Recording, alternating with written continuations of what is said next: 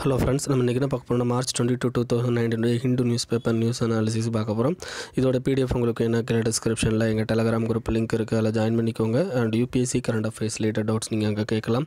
And மறக்காம இந்த சேனலுக்கு சப்ஸ்கிரைப் பண்ணிக்கோங்க. நீங்கள் நம்ம பார்க்க போகிற first news, high court sentences 9 to life term for Dinakaran attack அப்படின்னு சொல்லியிருக்காங்க. இங்கே தினகரன் அப்படிங்கிறது தினகரன் நியூஸ் பேப்பரை பற்றி பேசுகிறாங்க. நமக்கு தெரியும், தமிழ்நாட்டில் தினகரன் நியூஸ் பேப்பர் அப்படிங்கிறது ஒரு கட்சி சார்பான ஒரு நியூஸ் பேப்பர். ஓகேவா? அந்த கட்சியிலேருந்து அந்த நியூஸ் பேப்பர்லேருந்து என்ன பண்ணாங்கன்னா, ஒரு கருத்து கணிப்பு நடத்தினாங்க. யார்? கருணாநிதி அவங்களுக்கு அப்புறமா யார் என்னென்னா அந்த கட்சியோட தலைவராக வருவாங்க அப்படின்னு சொல்லி, அது அவங்க ஸ்டாலின் அப்படின்னு சொல்லிட்டு அவங்க ஒரு ரிப்போர்ட் கொடுத்தாங்க. அந்த ரிப்போர்ட்டுக்கு அகெயின்ஸ்டாக நமக்கு தெரியும், மதுரையில் இருக்க ஃபேமஸ் அவங்க அழகிரி என்னென்னா அந்த ஆஃபீஸை கொளுத்துனாங்க. அந்த ஆஃபீஸில் 3 பேர் இறந்து போயிட்டாங்க. கொளுத்துனதில் 3 பேர் இறந்து போயிட்டாங்க. ஓகேவா? இதுதான் அந்த நடந்த கேஸ். ஓகேவா?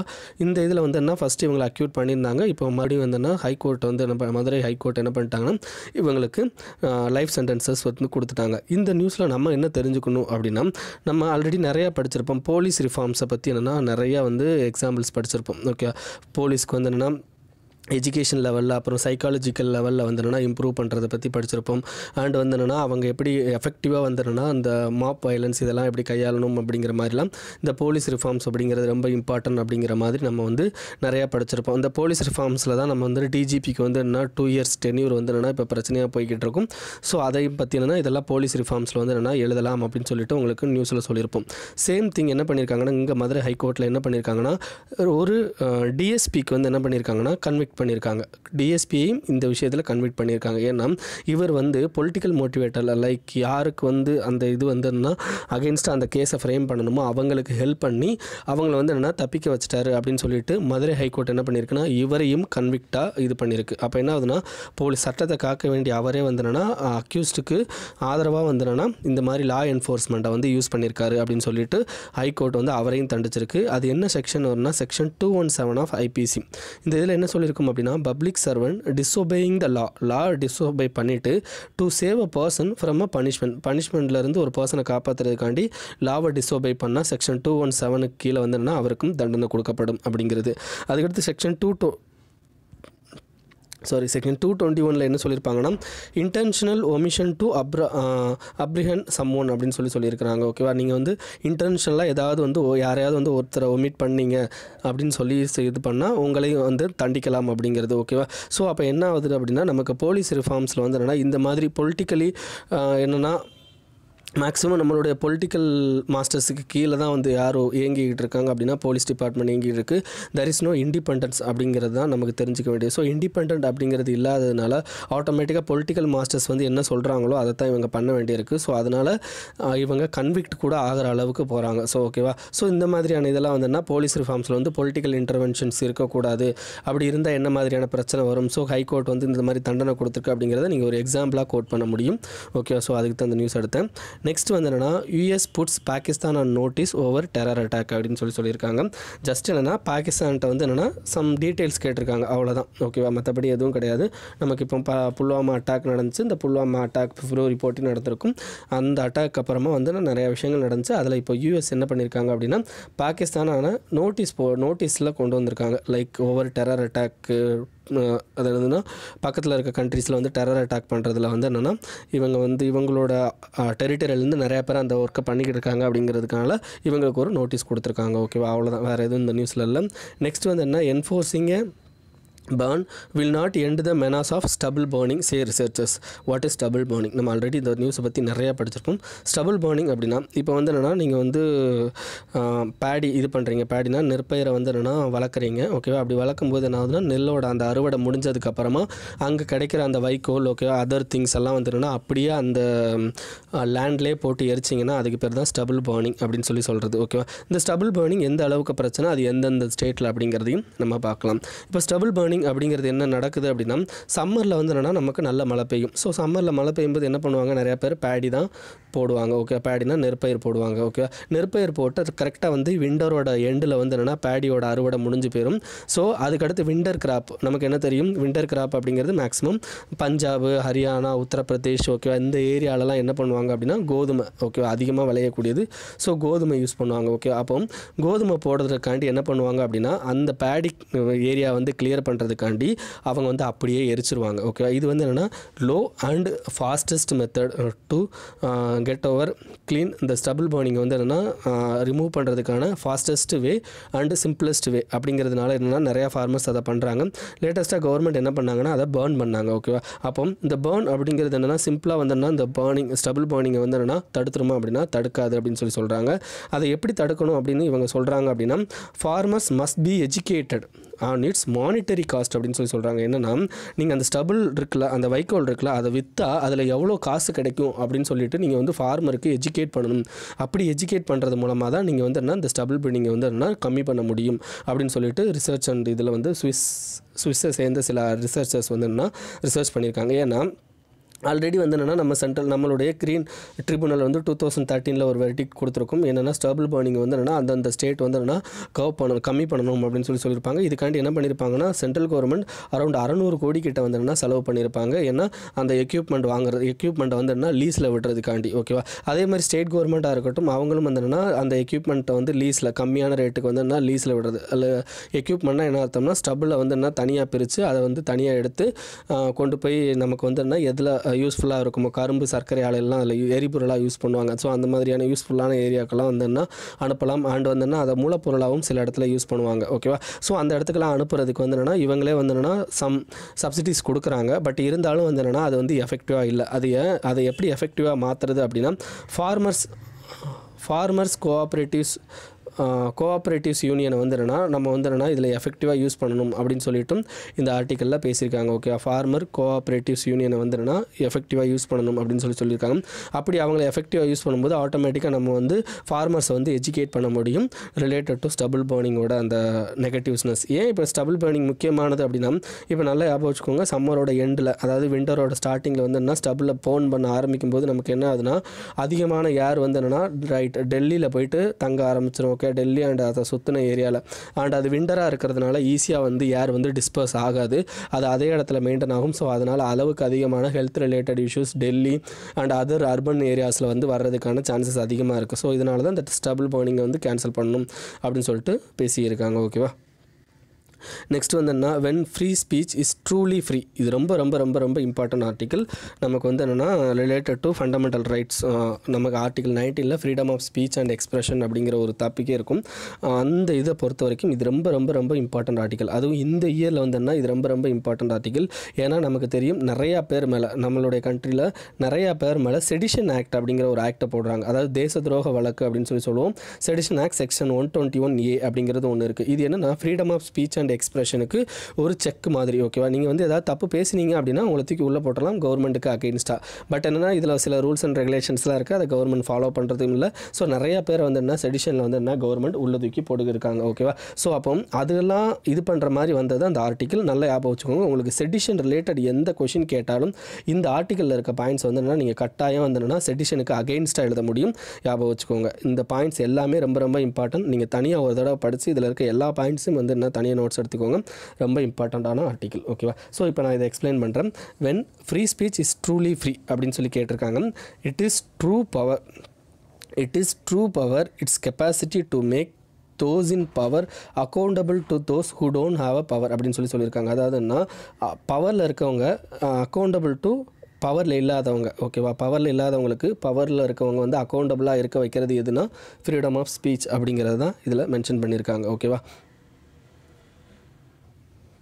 இப்போ ஃப்ரீடம் ஆஃப் ஸ்பீச் அப்படிங்கிறது வந்து என்னென்னா நமக்கு தெரியும் அண்டர் ஆர்டிக்கல் 19 மொத்தம் நிறைய ஃப்ரீடம் இருக்குது. ஓகே, ஒன்று freedoms to speak, freedom to write, freedom to think, freedom to imagine, freedom to live our lives, அதுக்கப்புறம் freedom to eat whatever we want. ஓகேவா, இது எல்லாமே வந்து என்னென்னா ரைட் டு ஃப்ரீடமில் வந்து என்னென்னா நமக்கு கான்ஸ்டியூஷன்லேயே மென்ஷன் ஆகிருக்கு. அப்போ இதில் நமக்கு right to freedom of speech அப்படிங்கிறத கரெக்டாக நம்ம வந்து தெரிஞ்சுக்கணும். அப்படின்னா என்ன அப்படிங்கிறத வந்து என்னென்னா இதில் உங்களுக்கு ஃபுல்லாக எக்ஸ்பிளைன் பண்ணியிருக்கிறாங்க.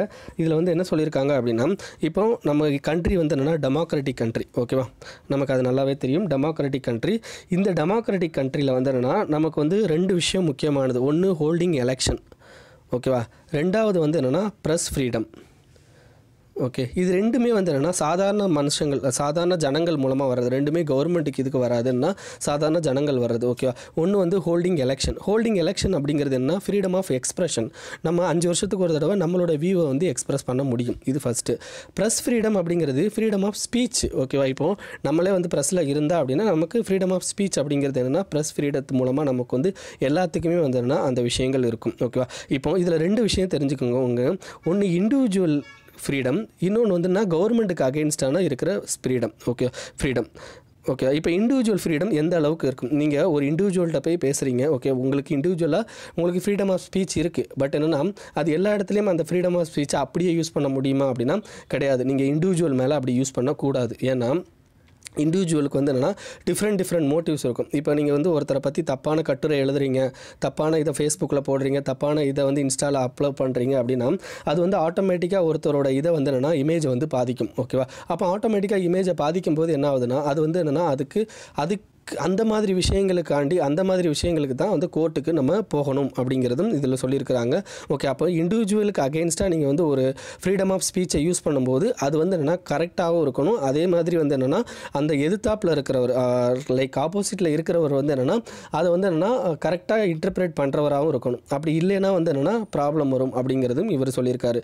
அதே மாதிரி பர்சனல் லைஃப்பில் நம்மளோட சொந்தக்காரங்க கிட்ட நம்ம வந்து ஃப்ரீடம் ஆஃப் ஸ்பீச்சை வந்து அப்படியே யூஸ் பண்ண முடியுமானா அப்படியே யூஸ் பண்ண முடியாது. ஏன்னா நம்ம அப்படியே ஃப்ரீடம் ஆஃப் ஸ்பீச்சை வந்து நமக்கு என்னெல்லாம் பிடிக்குதோ அப்படின்னு சொல்லி தோன்றதை நம்ம பேசிட்டோம் அப்படின்னா ஆட்டோமேட்டிக்காக சில நேரங்கள் சண்டைகள் வரலாம், சில நேரங்கள் அந்த உறவுகள் பிரிஞ்சு போகலாம். அப்போ இந்த ஃப்ரீடம் ஆஃப் ஸ்பீச்சை வந்து என்ன இண்டிவிஜுவல்ஸ் யூஸ் பண்ணும்போது அதாவது நிறைய கன்ஸ்டன்ட்ஸ் இருக்குது, ஓகேவா. அதாவது என்ன ஃபிசிக்கல் கன்ஸ்டன்ட்ஸ் இருக்குது, ஆஸ் வெல் அஸ் வந்து என்ன அதர் பயாலஜிக்கல் கன்ஸ்டன்ட்ஸும் இருக்குது, ஓகேவா. அப்போது இந்த மாதிரியான கன்ஸ்டன்ட்ஸ்லாம் வந்து இருக்கும்போது நம்ம ஆட்டோமேட்டிக்காக வந்து என்ன இந்த ஃப்ரீ ஸ்பீச்சை வந்து என்ன இந்த மாதிரி இடங்களில் யூஸ் பண்ணும்போது என்ன கொஞ்சம் கவனமாக தான் யூஸ் பண்ணணும். இதுக்கு சில எக்ஸாம்பிள் என்ன சொல்லியிருக்காங்கன்னா, அதாவது கிரிக்கெட் கமாண்டேட்டருக்கு வந்து என்னென்னா ஃப்ரீடம் ஆஃப் ஸ்பீச் இருக்குது. அப்படி இருந்தாலும் அவர் வந்து கமெண்ட்ரி தான் சொல்லணுமே தவிர அங்கே போய் சைக்காலஜி பேசக்கூடாது, ஓகேவா. அப்போ என்ன ஆகுதுன்னா ஆட்டோமேட்டிக்காக நமக்கு வந்து என்னென்னா அங்கே ஒரு கன்ஸ்டன்ட் இருக்குது. ஸோ இந்த மாதிரியான நிறையா கன்ஸ்டன்ட்ஸ் வந்து நிறைய இடத்துல இருக்குது. அப்போ என்ன ஆகுதுன்னா ஆட்டோமேட்டிக்காக நீங்கள் வந்து ஃப்ரீ ஸ்பீச்சை வந்து என்னென்னா கரெக்டாக யூஸ் பண்ணணுமே தவிர அதை மிஸ்டேக்கனாக யூஸ் பண்ணால் அது இண்டிவிஜுவல் லைஃப்பில் மிகப்பெரிய பிரச்சனையை கொண்டு வரும். அப்போது ரியில் ஃப்ரீடம் ஆஃப் ஸ்பீச் அப்படிங்கிறது என்னென்னா நீங்கள் கவர்மெண்ட்டுக்கு அகெயின்ஸ்டாக பேசுனீங்கன்னா, ஓகேவா. ரியல் ஃப்ரீடம் ஆஃப் ஸ்பீச் அப்படிங்கிறது என்ன கவர்மெண்ட்டுக்கு அகெயின்ஸ்டாவோ அல்லது கவர்மெண்ட் பாலிசிஸை கிரிட்டிசைஸ் பண்ணுறதுக்காண்டி தான் கொடுக்கப்பட்டது அப்படின்னு சொல்லி சொல்கிறாங்க. இன் டெமோக்ராட்டிக் கண்ட்ரி, ஓகேவா. டெமோக்ராட்டிக் கண்ட்ரியில் நமக்கு வந்து என்ன எல்லா உரிமையும் இருக்குது. ஏன்னா நம்ம டெமோக்ராட்டிக் கண்ட்ரியில் நம்மளை வந்து என்னென்னா ஆட்சி பண்ணுறதுக்காண்டி தான் நம்ம ஒருத்தரை தேர்ந்தெடுத்து அனுப்புகிறோம். அப்போது அவரை பற்றி கிரிட்டிசைஸ் பண்ணுறதுக்கான முழு அதிகாரமும் நம்மக்கிட்ட இருக்குது, ஓகேவா. ஈவன் அது தப்பாக இருந்தால் கூட அவரை கிரிட்டிசைஸ் பண்ணுறதுக்கான முழு அதிகாரமும் நம்மக்கிட்ட இருக்குது அப்படிங்கிறது தான் இந்த ஆர்டிக்கலில் சொல்கிறாங்க, ஓகேவா. அதில் இன்னொன்று என்ன சொல்கிறாங்க அப்படின்னா நீங்கள் வந்து ஈவன் அது வந்து தப்பான ஒரு அவதூறாகவே இருந்தாலும் அவரை பற்றின அது அவதூறாகவே இருந்தாலும் அது வந்து என்னென்னா டெமோக்ரஸியில் ஒரு டியூட்டி அப்படின்னு சொல்லி சொல்கிறாங்க, ஓகேவா. டெமோக்ரஸியில் இது வந்து முக்கியமான டியூட்டி. ஏன்னா நம்மளுடைய டெமோக்ராட்டிக் வேல்யூவும் டெமோக்ராட்டிக் கண்ட்ரியோட other benefits culturals values and other திங்ஸ்லாம் வந்து என்ன கரெக்டாக நடக்கணும் அப்படின்னா இந்த ஃப்ரீடம் ஆஃப் ஸ்பீச் அப்படிங்கிறது என்ன கரெக்டாக இருக்கணும் அப்படின்னு சொல்லிட்டு இவங்க சொல்கிறாங்க. பிகாஸ் நான் ஆல்ரெடி உங்களுக்கு சொன்ன மாதிரி டெமோக்ரஸியில் நம்மளை ஆள்றதுக்கு நம்ம வந்து ஒருத்தரை செலக்ட் பண்ணி அனுப்புகிறோம். அப்போ அவர் நம்ம சார்பாக தான் அங்கே போகிறாரு. அப்போ அவர் நமக்கு அக்கௌண்டபிள், ஓகேவா. அப்போ அந்த அக்கௌண்டபிளை வந்து என்னன்னா நம்ம வந்து என்ஷூர் பண்ணுறதுக்காண்டி தான் இந்த ஃப்ரீடம் ஆஃப் ஸ்பீச் வந்து என்னன்னா யூஸ் பண்ணுறோம் அப்படின்னு சொல்லிட்டு சொல்கிறாங்க. ஸோ இந்த நேரத்தில் அகெயின்ஸ்ட் நம்ம பொலிட்டிக்கல் லீடர்ஸ்க்கு அகெயின்ஸ்டாக வந்துடுனா நம்ம வந்து என்னன்னாலும் பேசலாம். அதாவது எலெக்டட் லீடர்ஸ்க்கு அகெயின்ஸ்டாக என்னன்னாலும் பேசலாம். பட் அவரோட இண்டிவிஜுவல் லைஃப்பை பற்றி கிடையாது, அவரோட பாலிசிஸை பற்றி நம்ம என்னன்னாலும் பேசலாம், ஓகே. பட் இண்டிவிஜுவல்ஸ் லைஃப்பை பற்றி பேசினா நம்ம என்ன ஆகும்னு நான் ஆல்ரெடி உங்களுக்கு எக்ஸ்பிளைன் பண்ணேன். ஸோ ஆனால் பாலிசிஸை பற்றி பேசினா அது வந்து எந்த விதமான தவறும் கிடையாது. இது வந்து ஒரு பொலிட்டிக்கல் நேச்சரில் நம்ம இதில் வந்து ஒரு அக்கௌண்டபிள் இதுதான் இருக்கும் அப்படின்னு சொல்லிட்டு சொல்கிறாரு, ஓகேவா. இதுதான் வந்து என்னென்னா இதில் டோட்டலாக இதில் மென்ஷன் ஆகிருக்கிறது, ஓகேவா. ஸோ ஒரு தடவை நீங்கள் ஒரு தடவை இந்த ஆர்டிக்கல் எடுத்து ரீட் பண்ணுங்கள். அண்ட் இதில் இருக்க பாயிண்ட்ஸ்லாம் வந்து என்னென்னா நோட் பண்ணிக்கோங்க. இதோட க்ரக்ஸ் என்ன அப்படிங்கிறத நான் உங்களுக்கு சொல்லிட்டேன், ஓகே. நெக்ஸ்ட் வந்து என்னென்னா political parties yet to comply with RTI அப்படின்னு சொல்கிறாங்க. நமக்கு ரைட் டு இன்ஃபர்மேஷன் ஆக்ட் 2009 கீழே வந்து என்னென்னா நமக்கு வந்து என்னென்னா ரைட் டு இன்ஃபர்மேஷன் ஆக்ட் கீழே வந்து சிஐசி இருப்பாங்க. ஓகேவா, சிஐசி வந்து என்ன பண்ணியிருப்பாங்க அப்படின்னா 2013 என்ன சொல்லியிருப்பாங்கன்னா எல்லா பொலிட்டிக்கல் பார்ட்டிஸும் கம்ஸ் அண்டர் தி இது கீழே வரும், right to like right to information act கீழே வரும் அப்படின்னு சொல்லிட்டு மென்ஷன் பண்ணியிருப்பாங்க. பட் இது வரைக்கும் எந்த பொலிட்டிக்கல் பார்ட்டிஸும் அதை ஒத்துக்க மாட்டாங்க. ஓகேவா, ஏன்னா எல்லா பொலிட்டிக்கல் பார்ட்டிஸும் என்ன சொல்கிறாங்க அப்படின்னா இது வந்து என்னென்னா கவர்மெண்ட் இது கீழே வராது, ஏன்னா கவர்மெண்ட்லேருந்து நாங்கள் எந்த ஃபண்டுமே வாங்கலை, ஸோ அதனால் வந்து என்ன இது கவர்மெண்ட் ஆர்கனைசேஷனுக்கு கீழே வராது, அதனால் நாங்கள் வந்து ஆர்டிஐக்குள்ளே வர மாட்டோம் அப்படின்னு சொல்லிட்டு எல்லாருமே சொல்கிறாங்க. பட் ஃபஸ்ட்டு இதை வந்து என்ன சிபிஐ மார்க்சிஸ்ட் கம்யூனிஸ்ட் கட்சி ஃபஸ்ட்டு இதை அதாவது என்ன நாங்களும் வந்து ஆர்டிஐயில் வருவோம்னு சொன்னாங்க. பட் அதுக்கடுத்து அவங்களும் அவங்களுடைய ஸ்டாண்டை மாற்றிக்கிட்டாங்க. ஓகேவா, ஸோ இப்போ அது வந்து சுப்ரீம் கோர்ட்டு கேஸுக்கு போயிருக்கு. ஸோ அவங்க என்ன சொல்கிறாங்களோ அதுதான் வந்து என்னென்னா ஃபைனல் தீர்ப்பாக இருக்கும். ஓகேவா, நெக்ஸ்ட் வந்து என்ன SCO offers mediation in India Pak talks அப்படின்னு சொல்லியிருக்காங்க. எஸ்சிஓனா ஷாங்காய் கோஆப்ரேஷன் ஆர்கனைசேஷன், இது வந்து சைனா லெட் ஒரு இது மீடியேஷன் பேங்க் மாதிரி. ஓகேவா, இதில் வந்து முக்கியமானது என்ன பண்ணுவாங்க அப்படின்னா நமக்கு செக்யூரிட்டி ரிலேட்டட் அண்ட் டிப்ளமேட்டிக் ரிலேஷன்ஷிப்பை வந்து என்ன இம்ப்ரூவ் பண்ணுறதுக்காண்டி வந்து தான் எஸ்சிஓ. ஓகே, டோட்டலாக 8 மெம்பர்ஸ் இருக்காங்க. ஓகேவா, இது வந்து என்ன இப்போ என்ன சொல்லியிருக்காங்கன்னா இந்தியா பாகிஸ்தானுக்கு இடையில மீடியேஷனாக ஆக்ட் பண்ணுறதுக்கு நாங்கள் தயாராக இருக்கோம் அப்படின்னு சொல்லிட்டு இவங்க சொல்லியிருக்காங்க. ஓகே, நீங்கள் ஜஸ்ட் என்னென்னா எஸ்சிஓ பற்றி மட்டும் தெரிஞ்சுக்கோங்க, மற்றபடி வேறு எதுவும் இதில் தேவையில்லை. நெக்ஸ்ட் வந்து என்ன time to recognise Israeli hold over Golan islands அப்படின்னு சொல்லியிருக்காங்க. அதாவது இஸ்ரேல் நமக்கு தெரியும் இஸ்ரேல் பாலஸ்தீன் இஷ்யூ வந்து ஆல்ரெடி போய்கிட்டு இருக்கு அப்படின்னு சொல்லி இஸ்ரேல் வந்து சிரியாட்டிருந்து அதாவது என்ன வார் மூலமாக எடுத்ததான் இந்த ஹோலன் ஹைட்ஸ் அப்படிங்கிற இது. ஹோலன் ஹைட்ஸ் எங்கே இருக்கும் அப்படின்னா ரிவர் ஜோர்டனுக்கும் நமக்கு மவுண்ட் ஹெர்மானுக்கும் நடுவில் ஹோலன் ஹைட்ஸ் அப்படிங்கிறது இருக்கும்.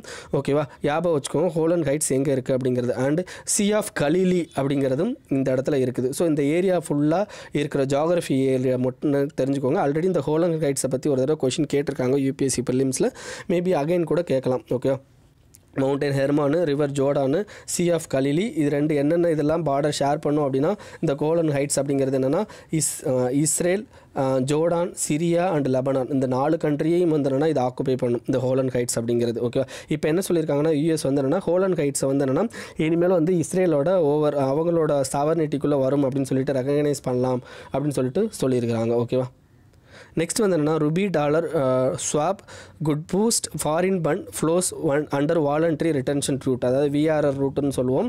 ஓகே, நமக்கு தெரியும் ஃபாரெக்ஸ் ஸ்வாப் அப்படின்னா இதை பற்றி தெரியும்னா நீங்கள் நேற்று நியூஸ் அல்லது முந்தான நியூஸ் பாருங்கள். ஃபாரெக்ஸ் ஸ்வாப்பில் இனிமேல் வந்து என்னென்னா ஃபாரின் போர்ட்ஃபோலியோ இன்வெஸ்ட்மெண்ட்டும் பண்ணலாம் அப்படின்னு சொல்லியிருக்காங்க. ஓகே, ஃபாரின் போர்ட்ஃபோலியோ இன்வெஸ்டர்ஸும் பண்ணலாம் த்ரூ வாலண்ட்ரி ரிட்டன்ஷன் ரூட் அப்படின்னு சொல்லியிருக்காங்க. அண்ட் இந்த ஃபண்டு வந்து என்னென்னா 3 வருஷத்துக்கு வந்து டென்யூர் இருக்கும். ஓகே, அதையும் ஞாபகம் வச்சுக்கோங்க. இதை பற்றி ஃபுல்லாகவே நம்ம நேற்றே பார்த்துட்டோம். ஸோ இதில் என்ன சொல்லியிருக்காங்கன்னா foreign portfolio investor under voluntary retention route மூலமாக நம்மளுடைய இந்த ஃபாரெக்ஸ் ஸ்வாப் அப்படிங்கிறதுல வந்து என்ன கலந்துக்கலாம் அப்படின்னு சொல்லியிருக்காங்க. ஓகே, ஃபாரெக்ஸ் ஸ்வாப் அப்படிங்கிறது 2 வகையில் வந்து என்னென்னா நமக்கு மிகப்பெரிய வந்து சேஞ்சஸ் கொண்டு வரும். எப்படின்னா ஒன்று ருப்பி வேல்யூவில் சேஞ்சஸ்ஸு, இன்னொன்று லிக்விடிட்டி. ஓகேவா, லிக்விடிட்டி வேல்யூ அதாவது மார்க்கெட்டையும் அஃபெக்ட் பண்ணும், நம்மளுடைய லிக்விடிட்டி சேஞ்சஸையும் இது வந்து அஃபெக்ட் பண்ணும். ஓகேவா, நெக்ஸ்ட் வந்து என்னென்னா mere statement sans motive is not fraud rules SCAT அப்படின்னு சொல்லியிருக்காங்க. இது என்னென்னா செக்யூரிட்டிஸ் அப்பேலேட் ட்ரிபியூனல் வந்து என்னென்னா இப்போ ஒரு இது கொடுத்துருக்காங்க அப்படின்னா என்ன கொடுத்துருக்காங்க அப்படின்னா இப்போ அமிர்தாஞ்சன் கம்பெனி வந்து கொஞ்சம் லோவில் போய்கிட்டு இருந்த கம்பெனி, அதுக்கு வந்து என்னென்னா இன்னொரு கம்பெனி லைக் எமாமி அப்படிங்கிற கம்பெனி. ஓகேவா, எமாமி சீஃப் அகர்வால் அப்படிங்கிறவர் என்ன பண்ணியிருப்பார் அப்படின்னா கொஞ்ச நாளைக்கு முன்னாடி ஒரு ஸ்டேட்மெண்ட் விட்டுருப்பார், நாங்கள் வந்து அமிர்தாஞ்சனை வந்து என்னென்னா வாங்கலான்னு இருக்கோம் அப்படின்னு சொல்லிடுவார். அப்படி அமிர்தாஞ்சனை வாங்கலான்னு இருக்கோன்னு சொன்னோடனே என்ன பண்ணிடுவாங்க, ஆட்டோமேட்டிக்காக நிறைய இன்வெஸ்டர்ஸ் போயிட்டு அமிர்தாஞ்சனோட ஷேர்ஸை வந்து வாங்க ஆரம்பிச்சிருவாங்க.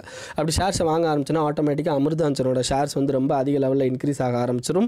ஸோ அமிர்தாஞ்சன் வந்து ஒரு பாசிட்டிவ் க்ரோத்தில் போக ஆரம்பிச்சிடும்.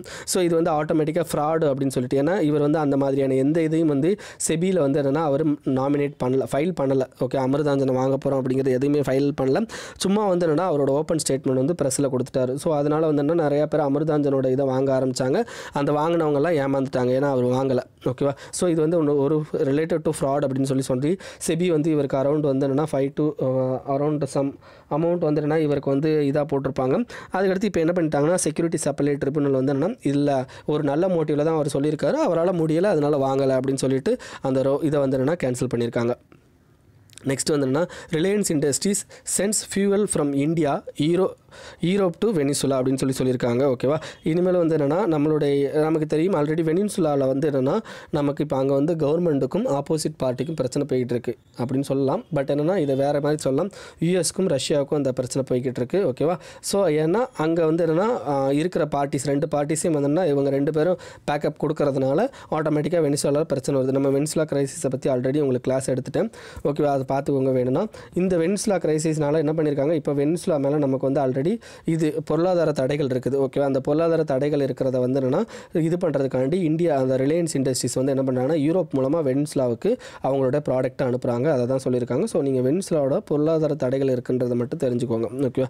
இன்றைக்கி நியூஸ் அவ்வளோதான் ஃப்ரெண்ட்ஸ். இது உங்கள் ஃப்ரெண்ட்ஸோட ஷேர் பண்ணிக்கோங்க. அண்ட் மறக்காமல் இந்த சேனலுக்கு சப்ஸ்கிரைப் பண்ணிக்கோங்க. Thank you friends.